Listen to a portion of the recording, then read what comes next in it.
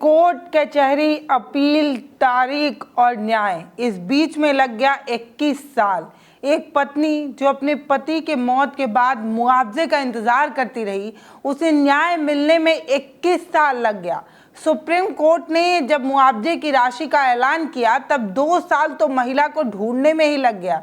21 साल के इंतजार में जिस वकील ने पिटीशन दायर किया था वो वकील तक नहीं जिंदा बची, उस वकील तक की मौत हो गई। और मुआवजे की राशि देने के लिए जब कांटेक्ट किया गया तो पता चला कि वकील तो है ही नहीं। तो कोर्ट और याचिकाकर्ता के बीच का जो सूत्रधार होता है वो वकील, अब वकील भी इस दुनिया में नहीं है, तो महिला को मुआवजा राशि कैसे दी जाए। रेल हादसे में पति की मौत होती है। सुप्रीम कोर्ट रेलवे को निर्देश देता है कि आप महिला को मुआवजे का पैसा दीजिए। बाद में रेलवे जाकर ये कह रहा है कि हम महिला को ढूंढ रहे हैं, महिला मिल ही नहीं रही है तो पैसा कैसे दे। मतलब बचने की कोशिश के लिए रेलवे ने हर संभव कोशिश की। बाद में सुप्रीम कोर्ट ने साफ कर दिया, जैसे भी हो महिला को ढूंढना ही होगा। अखबारों में विज्ञापन छपवाइए, एक एक दो दो अखबारों में छपवाइए, स्थानीय अखबारों में छपवाइए, जो पॉपुलर अखबार हैं उनमें विज्ञापन छपवाइए, इश्तिहार दीजिए, लेकिन महिला को ढूंढना बेहद ज़रूरी है।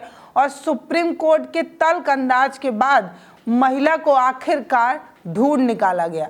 तो आप सोचिए कि ये जो लड़ाई रही वो 21 साल पुरानी रही। इस लड़ाई में न जाने कितने उतार चढ़ाव आए, न जाने कितनी बार महिला हताश हुई होगी, टूटी होगी, या ये कह दें कि महिला ने आश ही तोड़ दी होगी, अब उम्मीद ही तोड़ दी होगी। लेकिन कहा जाता है ना कि अपनी न्याय व्यवस्था में देर है पर अंधेर नहीं।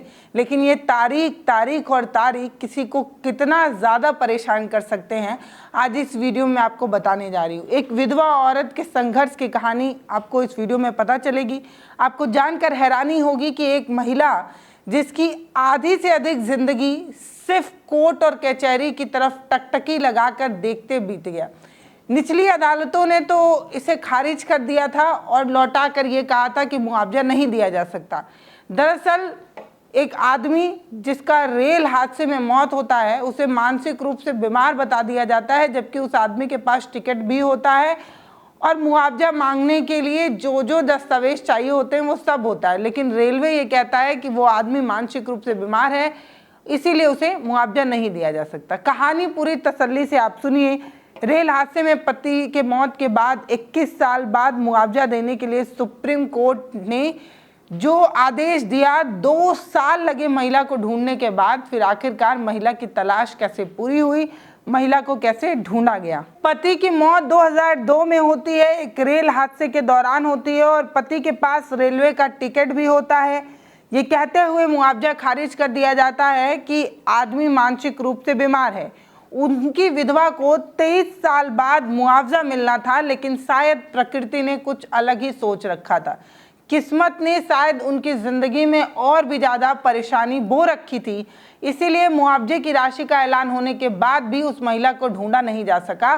क्योंकि कहा जा रहा था कि जिस वकील ने ये पिटीशन दायर की थी, जिसे निचली अदालतों में खारिज कर दिया गया था, उन्होंने गांव का नाम ही गलत डाल रखा था। इसीलिए रेलवे और स्थानीय पुलिस ने ढूंढने की तो खूब कोशिश की, नहीं तो ना महिला का पता चल पाया, ना उनका नाम पता चल पाया, ना कुछ भी पता चल पा रहा था, जिससे महिला को ढूंढने में काफ़ी दिक्कत आ रही थी। क्योंकि गांव का नाम ही अलग था, तो स्थानीय पुलिस और रेलवे ढूंढने की कोशिश कर रहा था। जो गाँव का पता था वहाँ पहुँच रहा था तो पता चल रहा था इस नाम की कोई महिला यहाँ रहती ही नहीं है, थी ही नहीं। तो इस तरीके से महिला को ढूंढना काफ़ी मुश्किल हुआ।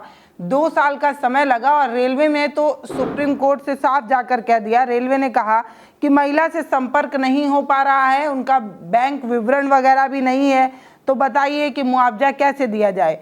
रेलवे संदेश पहुंचाने की बहुत कोशिश कर रहा है, लेकिन खत उन तक नहीं पहुंच पा रहा है, बिना रिसीव हुए वापस लौट आ रहा है। कहाँ ढूंढा जाए, कैसे ढूंढा जाए, कुछ पता नहीं चल रहा है। मैंने और स्थानीय पुलिस ने खूब ढूंढने की कोशिश की, 2 साल लगाए। क्योंकि गांव का नाम गलत है इसलिए पत्र रिसीव नहीं हो रहा है, महिला को नहीं ढूंढा जा पा रहा है। इस तरीके की बात रेलवे की तरफ से कही गई। ये सुनने के बाद सुप्रीम कोर्ट ने कलकत्ता के पूर्व रेलवे के बड़े अधिकारियों को निर्देश दिया कि इलाके के जो प्रचलित बड़े अखबार हैं हिंदी और अंग्रेजी, उनमें ये विज्ञापन छापा जाए, ये जानकारी छापी जाए कि इस बुजुर्ग महिला की तलाश की जा रही है, मुआवजे की इन्हें राशि देनी है, ये सब कुछ डिटेल में छापा जाए। और ऐसा छापने पर महिला को ढूंढा भी जा सका। तो सुप्रीम कोर्ट अगर चाह दे तो मानना सबको पड़ सकता है और गायब हुई महिला 23 साल बाद भी ढूंढी जा सकती है।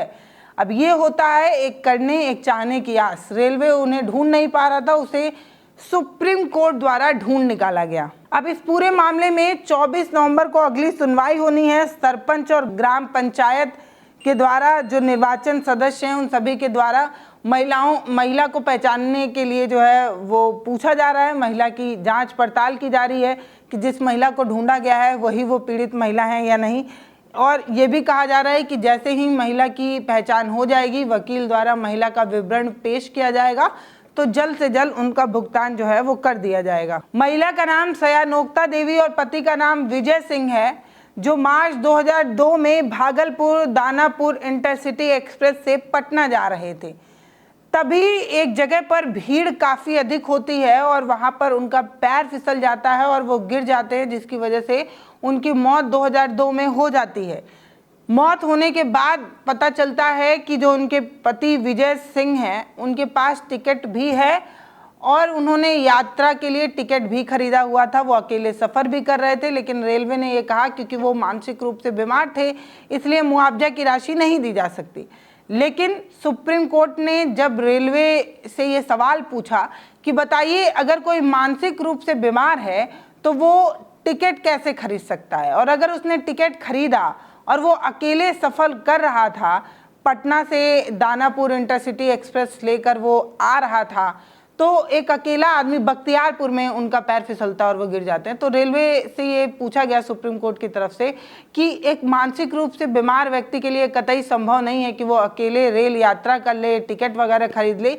ये सुनने में अजीब लगता है कि मानसिक रूप से बीमार आदमी इतना कर पा रहा है। तो इस तरीके का सवाल जब पूछा गया तो पसीना छूटने लगा रेलवे का, क्योंकि उसने तो बहाना बनाने के लिए सारी बात की थी।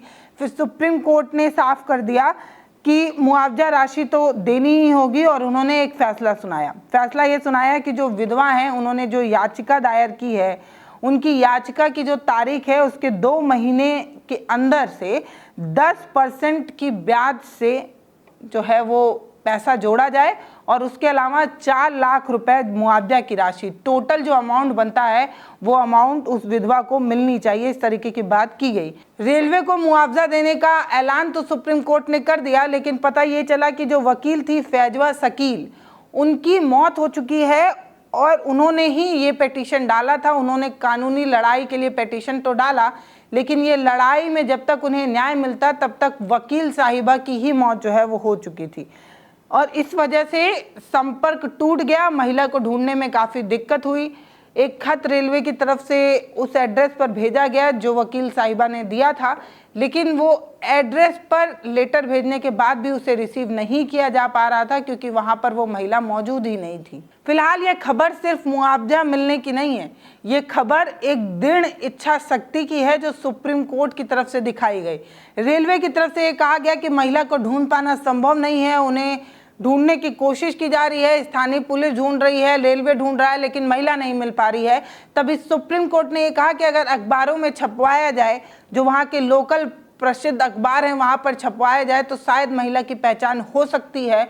और सुप्रीम कोर्ट ने जो आइडिया सुझाया वो आइडिया काम भी आया, महिला को ढूंढा भी गया है और महिला की पहचान जारी है। अगली सुनवाई तक शायद महिला की पहचान भी हो जाएगी और मुआवजा राशि भी उन्हें मिल जाएगी। लेकिन एक बात यह है कि ज़िंदगी में जो उन्होंने काट लिया 23 साल, ये जो दुख का पहाड़ उनकी ज़िंदगी में टूटा, एक तो पति के जाने का दुख, दूसरा आर्थिक तंगी की वजह से जो ये लड़ाई है उसे लड़ने का दुख, और एक सवाल तो निचली अदालतों से भी है जहां पर ये पिटीशन डाली गई जिसे खारिज कर दिया गया, ये कहते हुए कि पति मानसिक रूप से बीमार हैं। सवाल उनसे भी है कि क्या इस तरीके से किसी भी पिटीशन को खारिज करने से पहले जांच नहीं की जाती है क्या, कि किसी भी गरीब को न्याय मिलने में इतनी देरी क्यों होती है। हमें अपनी न्याय व्यवस्था पर यकीन तो है, लेकिन सवाल भी यही है कि जब तक आप न्याय देते हैं तब तक न्याय की उम्मीद ही टूट चुकी होती है। जब तक आपका न्याय का फैसला आता है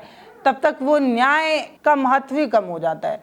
20, 22, 23 साल जिंदगी में काट लेने के बाद आदमी इतना हताश हो चुका रहता है, वो जिंदगी में इतनी चुनौतियां फेस कर चुका होता है, इतना लड़ चुका होता है कि शायद उसकी ज़िंदगी में वो जो चमक, जो आस, जो उम्मीद होती है ना, वो उम्मीद टूट चुकी होती है, वो आखिरी सांसें ले रही होती है, और तब जाकर सुप्रीम कोर्ट का इस तरीके का फैसला आता है। लेकिन फिलहाल इस बात पर यकीन ज़रूर दिला देता है कि हमारे न्याय व्यवस्था में देर है पर अंधेर नहीं।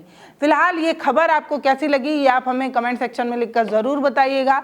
ये भी बताइएगा कि आप किस तरीके के कंटेंट को हमारे चैनल पर देखना चाहते हैं। अपना सलाह और सुझाव हमें कमेंट सेक्शन में लिखकर ज़रूर भेजा कीजिए।